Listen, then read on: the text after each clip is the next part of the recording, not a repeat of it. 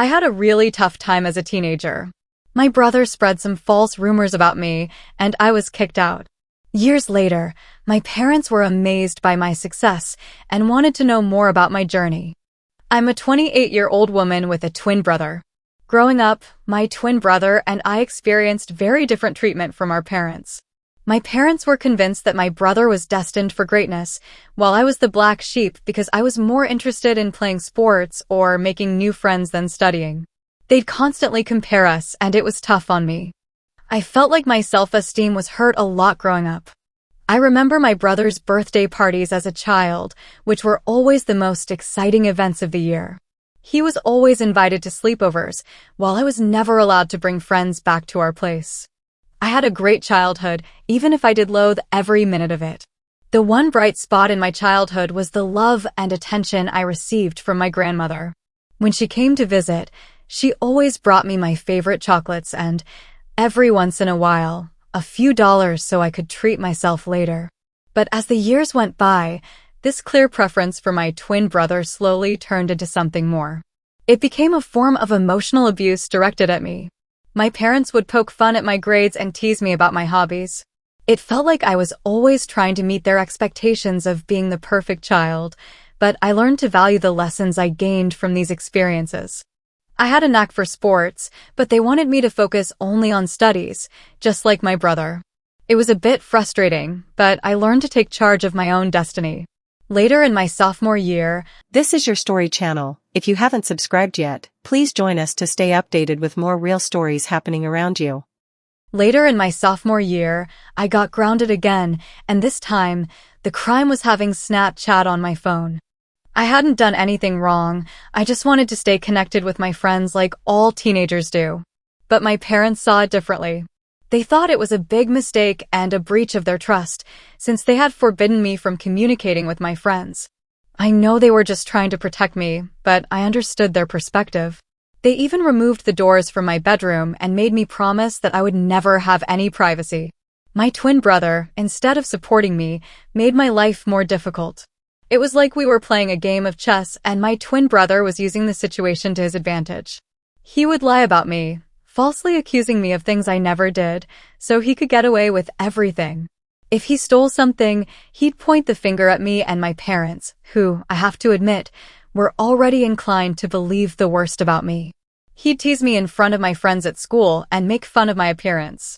Despite this, I had a wide circle of friends at school because I was approachable and open to making connections.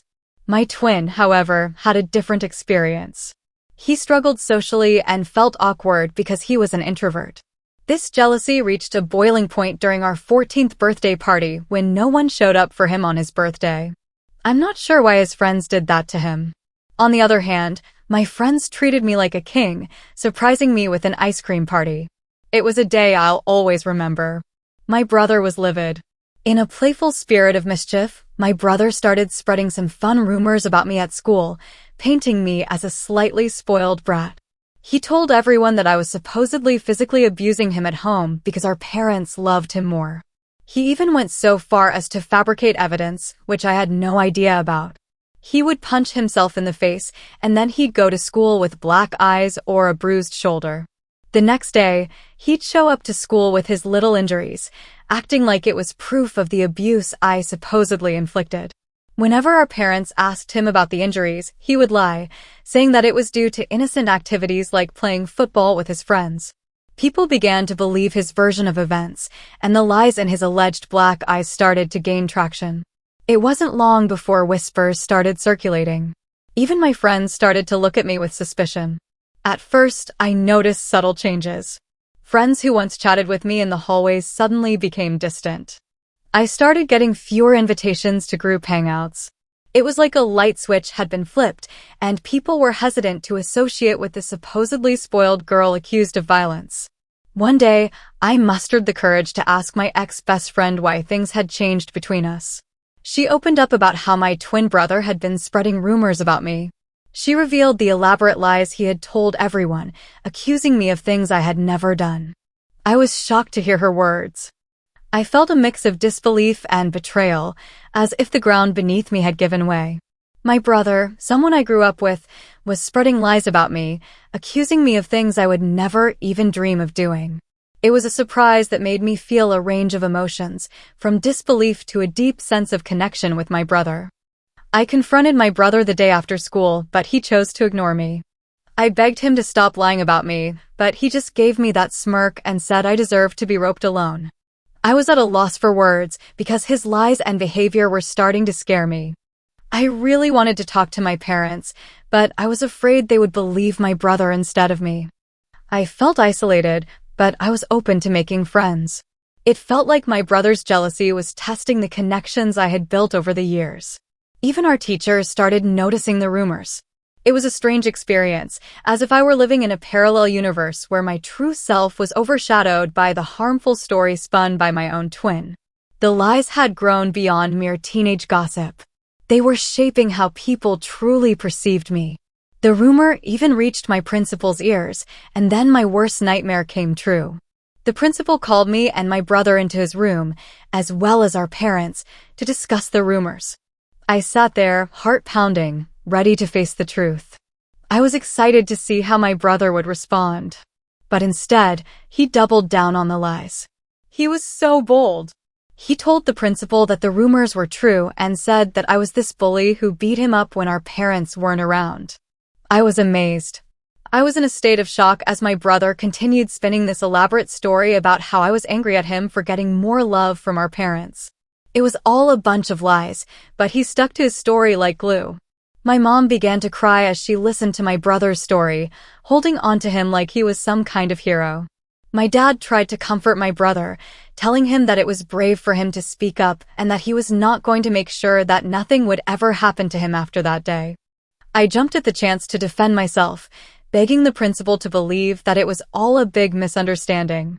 I felt like I was drowning in a sea of accusations, desperately trying to swim to the surface. My brother wouldn't stop, insisting that I was this angry, violent person, taking out my frustrations on him every day. My mom was in tears as she held onto my brother, giving me accusing looks. It felt like I was fighting against a wall of belief in my brother's made-up story. My principal was very clear that the school does not tolerate bullying and that these were grounds for suspension. I begged him not to suspend me, but he shook his head, saying he couldn't just let it slide. I begged him, crying, trying to tell him that I didn't do anything to my brother. The principal was very clear that I would be suspended for 10 days, explaining that it was important for others to see that bullying was never okay. It was a wake-up call for me, and I felt so sad and upset. I begged him to reconsider, and I cried even more. My parents, seeing the situation for what it was, were upset and embarrassed. They took me out of the principal's office. I was really attached to the principal's office. I wanted to explain my actions and show them how I could have handled things differently, but they refused to listen. We left the school, my heart heavy with frustration and humiliation. When we got home, things took a drastic turn. My dad surprised me by packing up my things. I was shocked, confused, and had no idea what was happening. My mom asked him what was going on, and he said that he couldn't let me live in the same house as my brother anymore. I was on my knees, crying, and begged my brother to tell them the truth, but he remained calm. My dad, unmoved by my emotions, continued packing my things and then threw the suitcase into our foyer. I ran to my dad's legs, begging him not to throw me out. It was like a scene from a movie, and he said that a bully like me didn't deserve to live in his house. He even said that he would ask his mom, my grandma, to come and pick me up if she wanted to. It felt like the world had crumbled beneath me, but I was ready to take on the world. I stood there in a daze, surrounded by my belongings, scattered in the foyer and eager to explore the world beyond. And then, to my surprise, my grandmother arrived. She gathered my things and helped me put them in the car, and then she helped me into the passenger seat. She made sure I had my seat belt on before walking towards my parents' front door. She rang the doorbell, and when my dad opened the door, she started to yell at him for treating me this way. She was so determined, and she was just trying to protect me. She said that if he ever came near me again, she'd call the police or the CPS because what he did to me was wrong, and it could even be illegal. My mother tried to shift the blame, saying it was my fault. However, my grandmother firmly refused to accept that. She stood her ground, defending me and emphasizing that I was just a child who didn't deserve to be treated in such a heartless manner. It was a beautiful moment of connection, and I felt the strength in her words. She stood her ground, refusing to bow down to my parents' wishes. She had complete faith in me, even when they didn't. Eventually, we drove away, leaving behind my home, the only place I had ever grown up in. I can't even begin to put into words how indescribable the pain I felt during that time. I remember just crying on the bed and not eating anything, even though my grandmother tried to encourage me. I shared with her the actions of my brother, and she, too, was taken aback.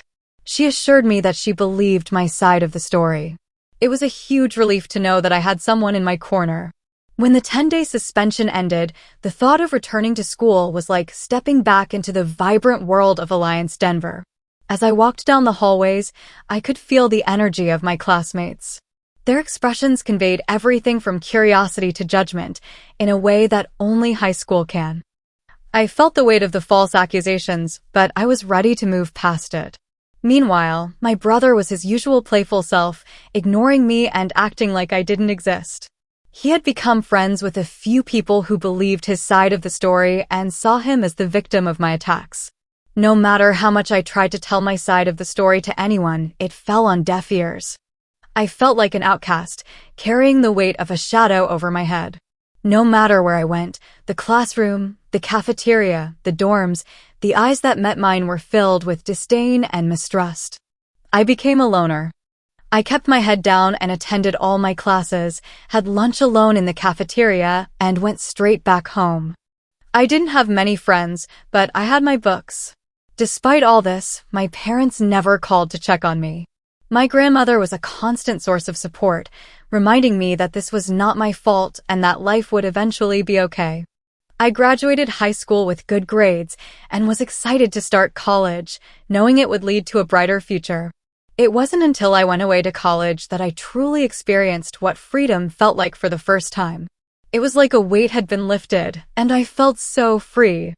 I could finally breathe and be myself, free from the weight of others' expectations. I met incredible people and formed friendships with like-minded individuals. I had some emotional and physical scars from my family and peers, but I decided to put them behind me and enjoy college. It was during this time that I discovered my passion for content writing. I had always wanted to be a writer, but I wasn't sure if it would last. But I decided to ditch my dream. Instead, I decided to start writing as a freelancer to earn some extra money. I signed up on various freelancing sites, and it wasn't long before I secured gigs from some pretty prominent clients. This allowed me to begin building a portfolio of my work. During college, I kept this exciting side hustle going, and I was able to support my parents without taking on any student loans. After graduating, instead of pursuing a traditional corporate job, I decided to dive into the world of content writing full-time. I hit the ground running, and thanks to the multiple clients and long-term professional relationships I had with them, they brought me on for multiple projects. This allowed me to become financially independent and pursue my passion for traveling the world as a digital nomad. Traveling helped me let go of my past and embrace a new, exciting chapter. It wasn't all easy, but I saved up as much as I could and took a chance on myself. Over the years, I've been so lucky to explore so much of the world, and I'm still excited to see more. My grandmother was the only family member I considered my family throughout all this, and I absolutely adored her. She was sad when I moved out, but she understood that I needed to be independent. No matter how busy I was, I always made sure to be there for her whenever I could. I'd visit her on the weekends, and we'd often share meals or just sit on the porch and chat about everything from childhood memories to the latest happenings. On weekends, I'd spend entire afternoons helping her with household chores or going with her to the local park for a leisurely walk. Recently, I completed one of the most important projects of my career. I can't mention the brand, but I was extremely lucky to write blogs and product descriptions for them. When the project wrapped up, I asked the team I'd worked with to leave me some positive reviews on my websites, and they were thrilled to oblige. I took screenshots of some of their reviews and posted them on my Instagram, as I knew working with this brand was a huge deal. I was amazed by the outpouring of congratulations from other content writers who reached out to share their own experiences and to help spread the word. It was incredible to receive messages from strangers who also needed help with their websites. My family noticed this too, and some of them reached out to congratulate me. Then, out of the blue, I was contacted by my college's principal. He reached out to me after seeing how well I was doing and wanted me to come to college for a seminar to talk to students about building a career as a content writer. I was a little nervous because public speaking isn't my strong suit, but I decided to go for it and said yes. When I found myself standing before eager faces, sharing my experiences and insights, I felt like my life had come full circle. I shared my journey, the challenges I faced, and how I persevered to make it through. It felt so good to empower others and contribute to the growth of the writers' community. My speech even went viral, spreading across Facebook groups, and people were sharing my words and resonating with them. It felt incredible to be recognized for my hard work. Just last week, I was invited to speak on a local news channel. It was a show about the benefits of content writing, and they invited me to share my journey and insights with their viewers. I was a little nervous, but I was also excited for the opportunity. During the show, I talked about my experiences, the importance of client reviews, and how a simple appreciation post could open doors to incredible opportunities. It was such an incredible feeling to connect with a wider audience and motivate others in the field. When it finally aired, I shared some of these clips on my Instagram, as I was proud to have been invited to a TV show. This is how my family and cousins found out about my career. My parents never talked about my career to anyone, so this was a whole new world for them. They had no idea that I was working with popular brands and getting invited to TV shows. This is how the news spread like wildfire within my family. I guess this TV interview must have finally reached my parents years later, because just a few days later, I was working on another project and had my phone on silent. When I finished my work, I checked my phone to see 6 missed calls from my mom. I was shocked to see her name on my phone, especially after so many years of silence.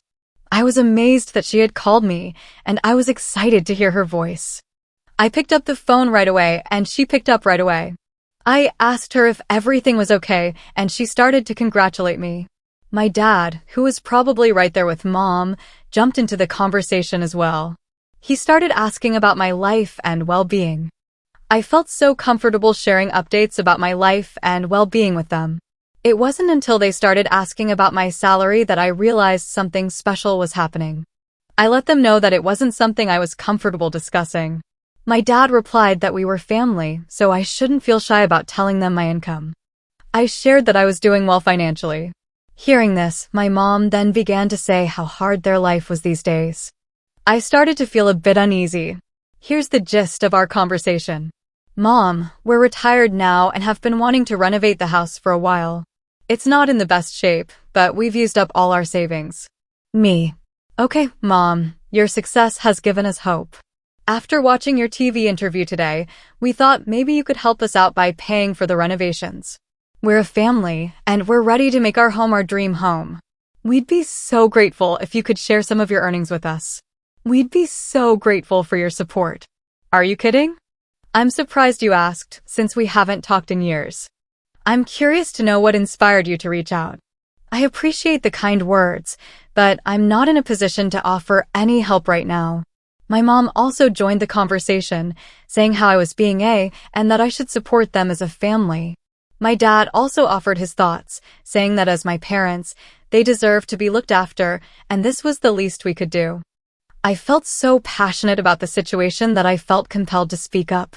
Then, out of the blue, I had this flash of inspiration. Instead of just arguing, I should teach them a lesson.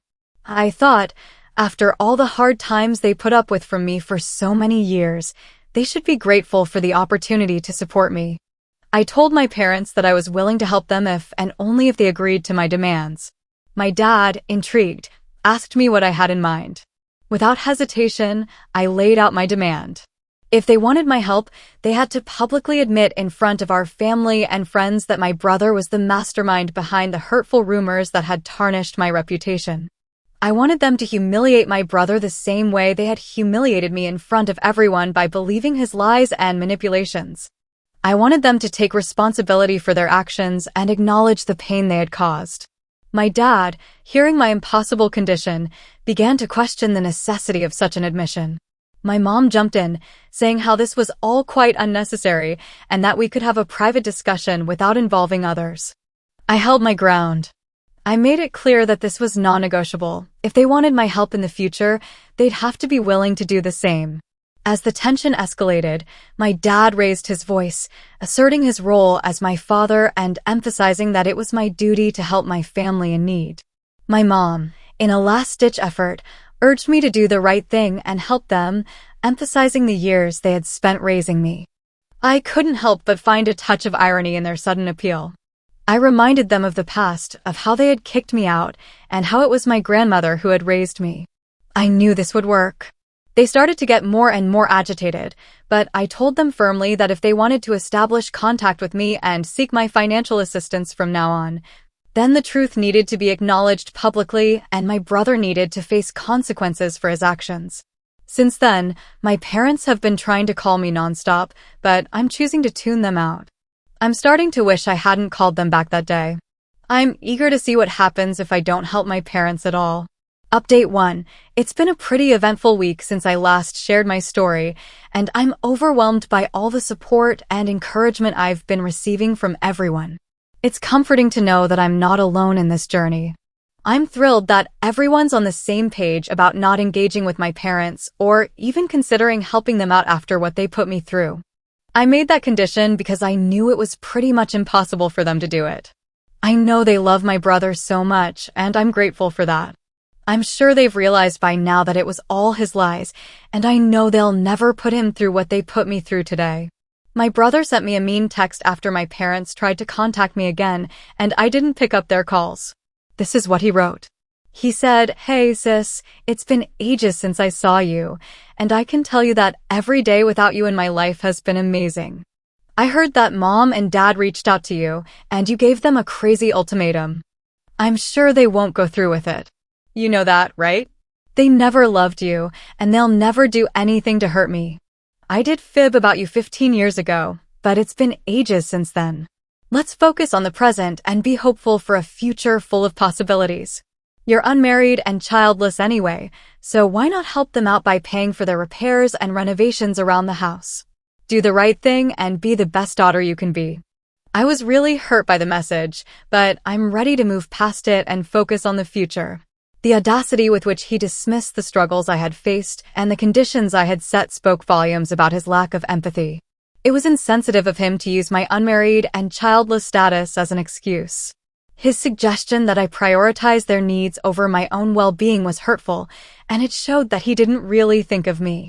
But I'm not one to let things go. I was driven by a desire to understand and a passion to share the truth. I sat down to write an email to my parents and close relatives, sharing the painful details of my childhood and the unfair treatment I had endured while growing up at my family house. In the email, I described the strict and oppressive environment I had under my parents' roof and how they treated me compared to my twin brother.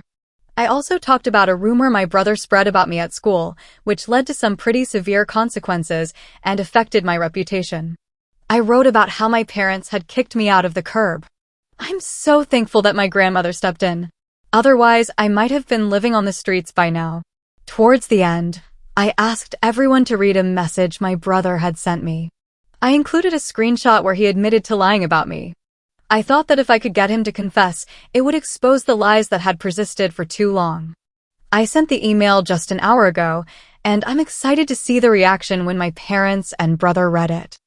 I'll be sure to update you on how my family reacts to my email. Update 2.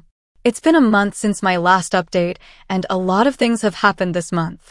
As you can imagine, my family did erupt after receiving the email. My parents have received criticism from relatives who were previously unaware of the extent of the favoritism and emotional abuse.